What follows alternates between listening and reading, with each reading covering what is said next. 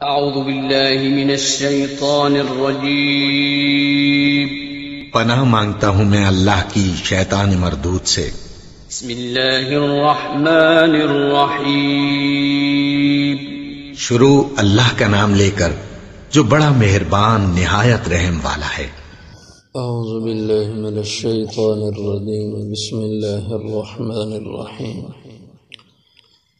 وَإِذْ قَالَ إِبْرَاهِيمُ رَبِّ اجْعَلْ هَذَا الْبَلَدَ آمِنًا وَاجْنُبْنِي وَبَنِيَّ أَن نَّعْبُدَ الْأَصْنَامَ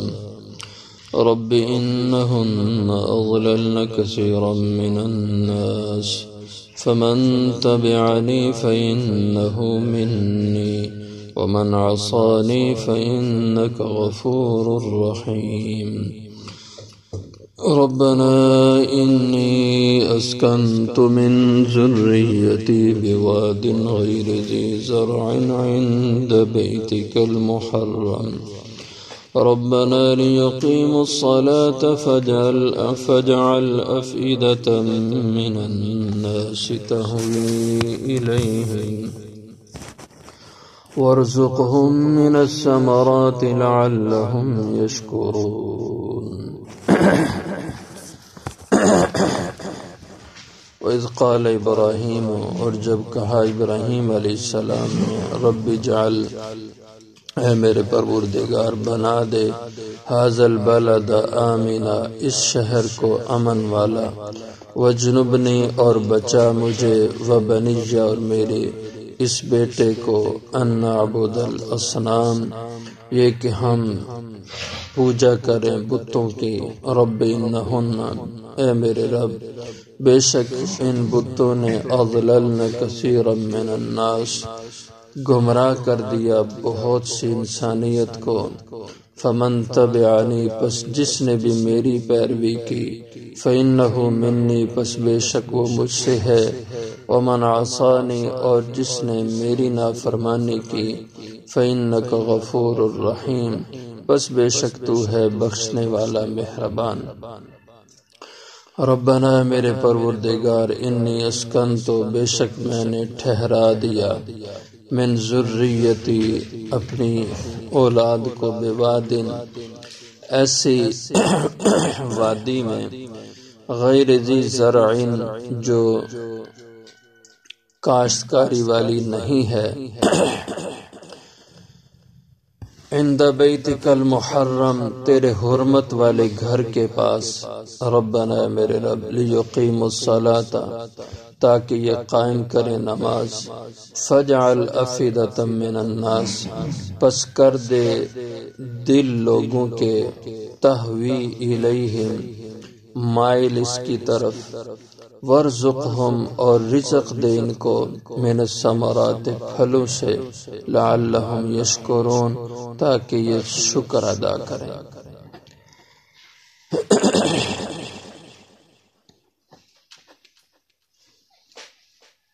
یہاں حضرت ابراہیم علیہ السلام کا اللہ تعالیٰ ذکر فرماتے ہیں اس لیے کہ اس قرآن کریم کے جو اول مخاطب لوگ تھے اہل مکہ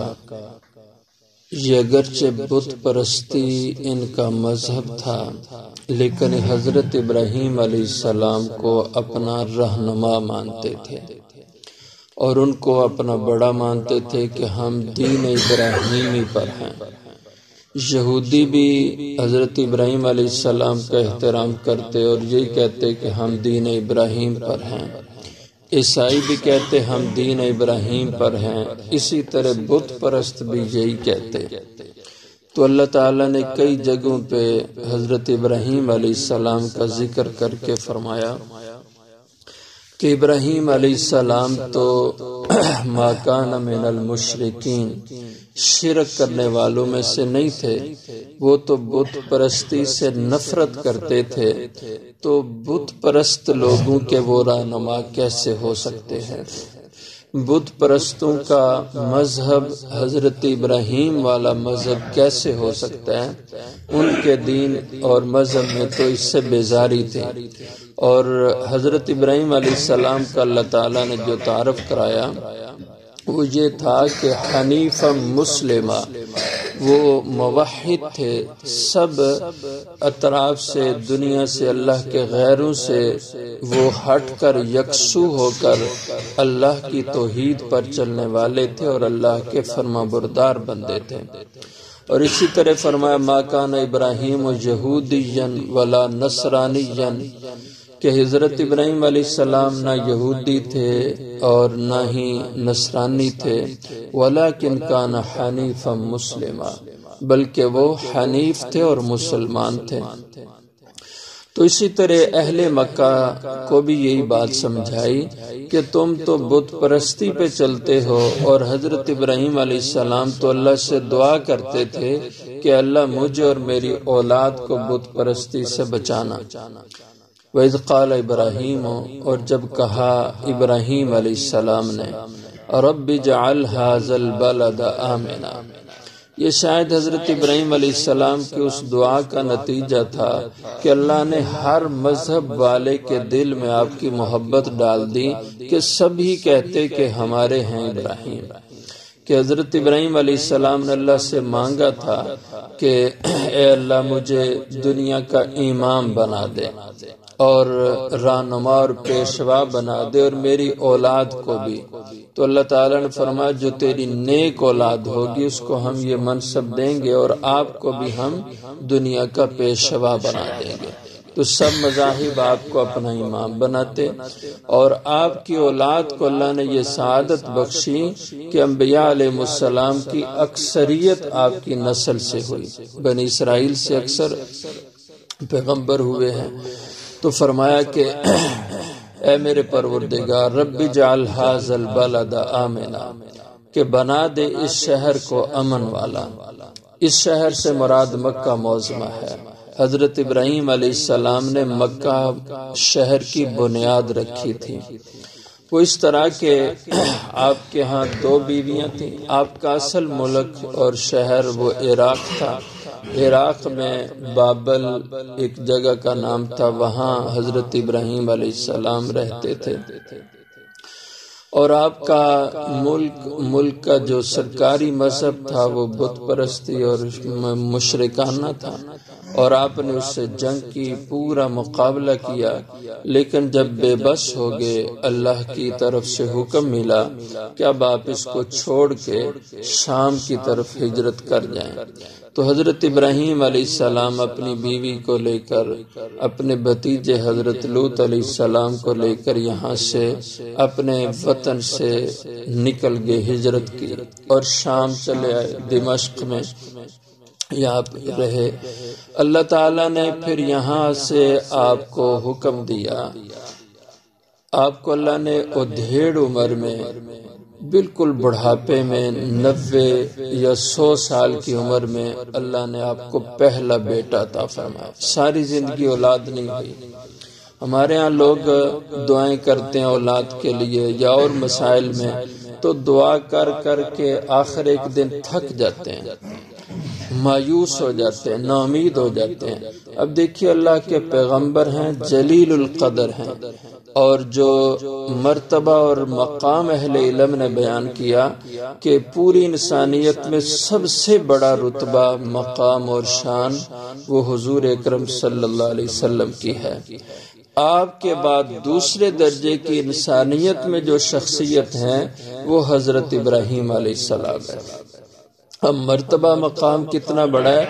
اب ظاہر ہے 90 سال کی عمر تک دعائیں کرتے رہے، اللہ سے مانگتے رہے، لیکن اللہ نے اولاد نہیں دی، دعا اولاد والی قبول نہیں ہوئی۔ اب پیغمبر کتنے عظیم الشان ہیں، لیکن 90 سال کی عمر تک اولاد والی دعا قبول نہیں ہوئی۔ اب اللہ نے 90 سال کے بعد ادھیڑ عمر میں آپ کو اولاد عطا کی، اور جب اولاد دی حضرت اسماعیل علیہ السلام آپ کے پہلے بیٹے پیدا ہوئے، تو ان کے بارے میں حکم دیا کہ اس کو یہاں سے اٹھاؤ، لے جاؤ، اور جہاں میں حکم دوں وہاں جا کر ان کو ٹھہرا دو۔ اب یہ پیغمبر کا جگرہ ہوتا ہے، اللہ کے حکموں پہ چلنا سخت ترین حکم تھا۔ اللہ نے اس عمر میں بڑھاپے میں بیٹا دیا اور وہ بھی کہا کہ اس کو جا کے چھوڑا، اور چھوڑنا کہاں پہ کوئی پتہ نہیں۔ جبریل امین علیہ السلام نے رہنمائی کی اور ایک ریت کا ٹیلا تھا، یہاں آ کر کے کہا، ایک درخت تھا، اس درخت کے سائے میں کہا کہ یہاں پہ چھوڑ دو اپنی بیوی ہاجرہ کو، اور اس کے ہاں جو نو مولود بچہ ہے، دودھ پیتا بچہ ہے، ان دونوں کو یہاں چھوڑ کے چلے جاؤ۔ کوئی انسان نہیں، کوئی آبادی نہیں، خیمہ تک نہیں تھا۔ کہ ہوتا ہے کہ خیمہ ہو، وہ خیمہ لگا کے اس میں رہ جائیں، ایک درخت کا سایہ ہے، اس میں ان کو چھوڑا۔ پانی کا ایک مشکیزہ تھا اور ایک تھیلی تھی جس میں کچھ کھجوریں تھیں، یہ ابراہیم علیہ السلام نے رکھی اور خود واپس ہونے لگے۔ اور لمبا سفر ہے، اور یہ دمشق سے لے کر مکہ معظمہ کا جو سفر ہے یہ کم و بیش 1500 میل ہے، اور یہ 1500 میل کی مسافت آپ طے کر کے یہاں آئے اور بیٹھے بھی نہیں، یہاں بیوی کو اور بچے کو چھوڑا اور واپس چل دیے، اور دعا کی اس شہر کے حق میں، ان کی آبادی کے لیے۔ اور حضرت ہاجرہ پیچھے سے پکڑ رہی ہیں، روک رہی ہیں، کہاں جا رہے ہیں، کیا یہاں میں چھوڑنے کا کیا مقصد؟ آپ بولتے نہیں، خاموش ہیں۔ پھر حضرت ہاجرہ سمجھیں کہ اللہ کے پیغمبر ہیں، اور ظاہر ہے کہ اتنی سختی سے یہ ہمیں یہاں پہ چھوڑ رہے ہیں، تو ظاہر ہے اس میں کوئی اللہ کا امر ہو سکتا ہے۔ تو فرمایا اللہ امرک بہذا، کیا اللہ نے ایسا کرنے کو کہا ہے؟ قال نعم،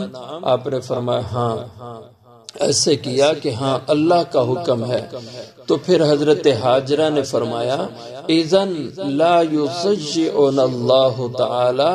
جب ایسے ہے کہ اللہ نے آپ کو یہاں میں چھوڑنے کو کہا ہے تو پھر مجھے کوئی پریشانی نہیں، پھر میرا یقین ہے کہ اذن لا یضجعنا، کہ پھر اللہ ہمیں ضائع نہیں کریں گے،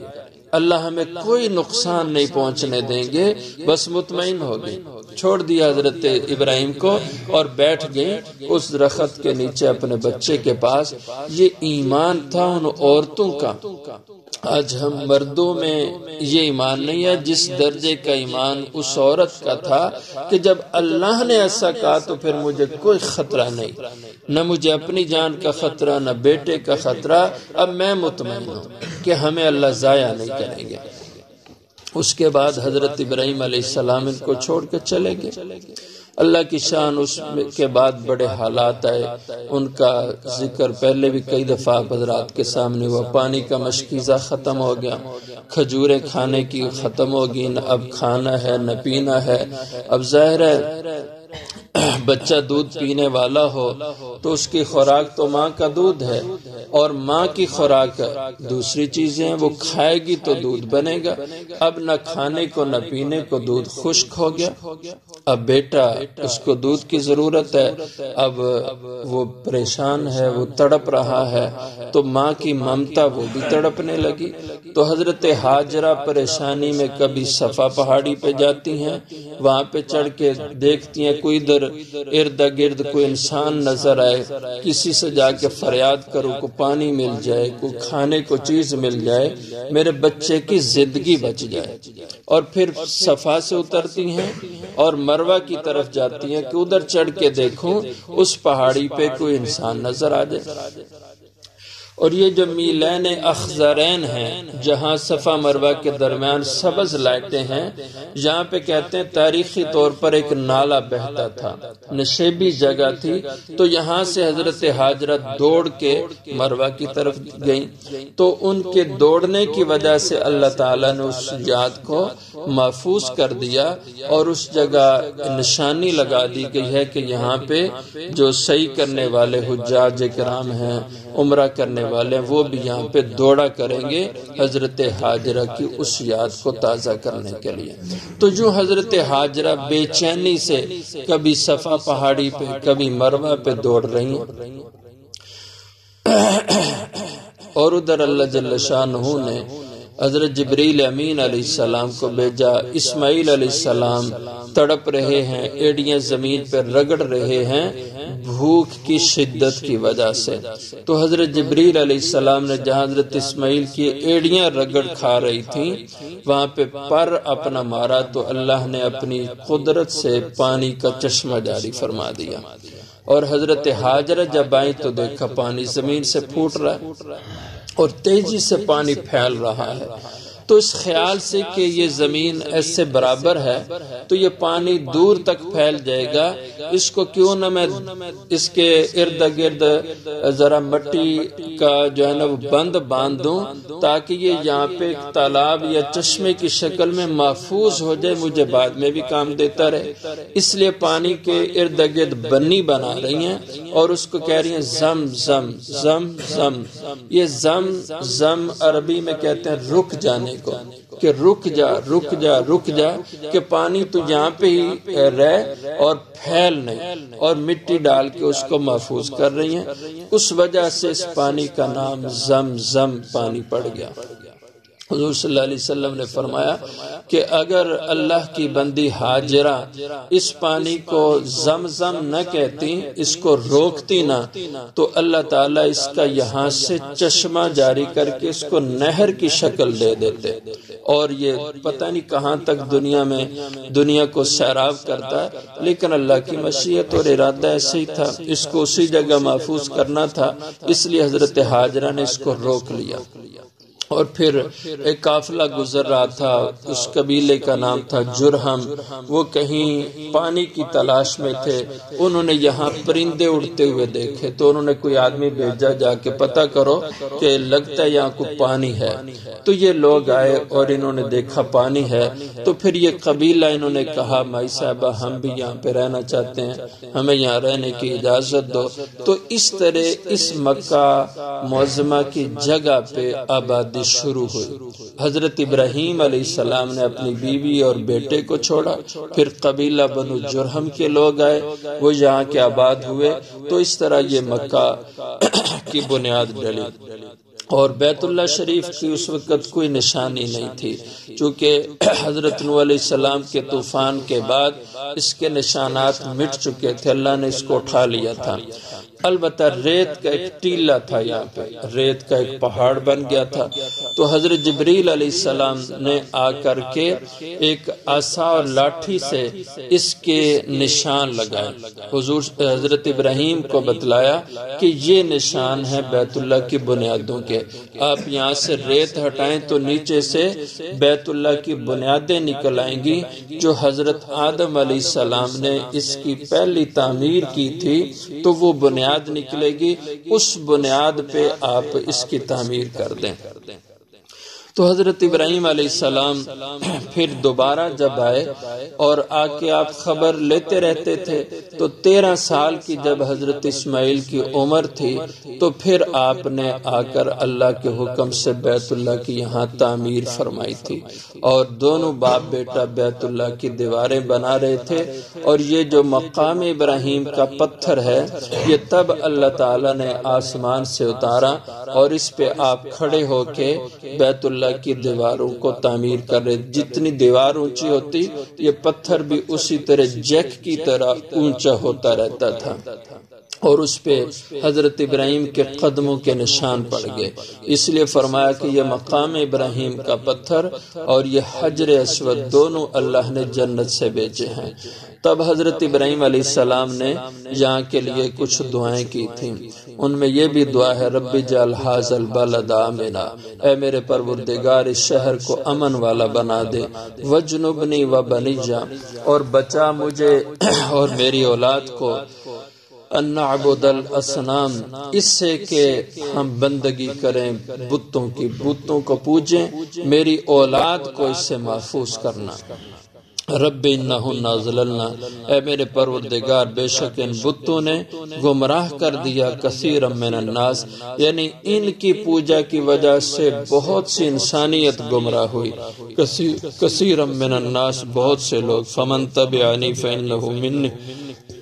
جس نے بھی میری پیروی کی بس بے شک وہ مجھ سے ہے،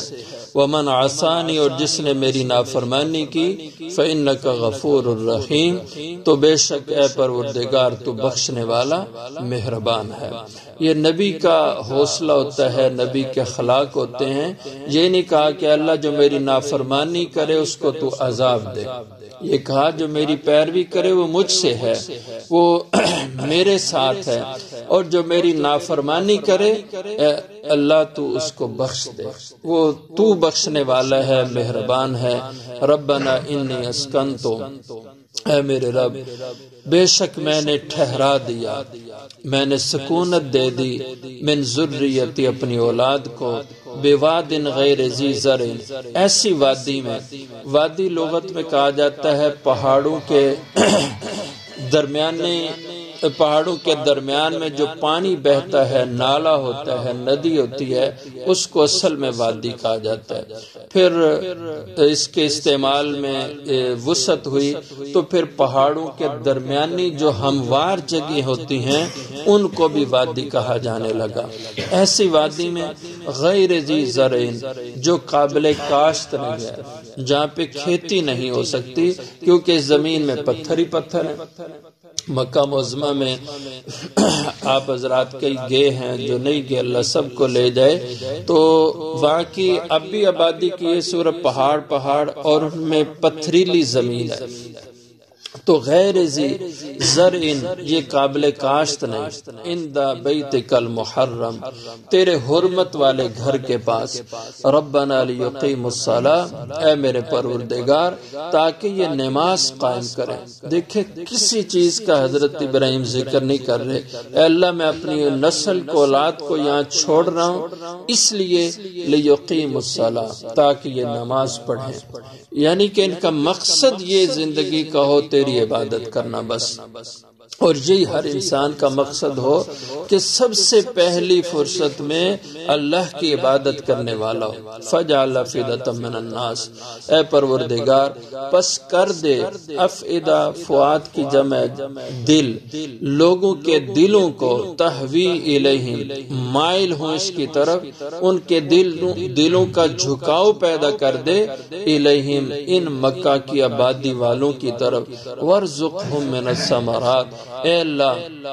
یہ جو آباد ہوئے یہاں مکہ میں ان کو روزی دے، رزق دے، من الثمرات پھلوں سے، یعنی عمدہ قسم کا اللہ ان کو رزق دینا۔ دیکھ لے وہاں کوئی پیداوار نہیں ہے اس زمین میں، لیکن اللہ دنیا کی ہر چیز وہاں پہ پہنچا رہے ہیں۔ یہ حضرت ابراہیم علیہ السلام کی دعا کا ثمرہ ہے کہ دنیا سے کھینچ کے ہر قسم کی خوراک وہ مکہ اور مدینہ میں اللہ پہنچا رہے ہیں۔ وارزقہم من الثمرات، اور اے اللہ ان کو رزق دے پھلوں سے، لعلہم یشکرون، تاکہ یہ تیرا شکر ادا کریں۔ تو اس سے معلوم ہوا جب بھی اللہ کی نعمت انسان استعمال کرے تو اللہ کا شکر ادا کرنا یہ اس کا حق ہے۔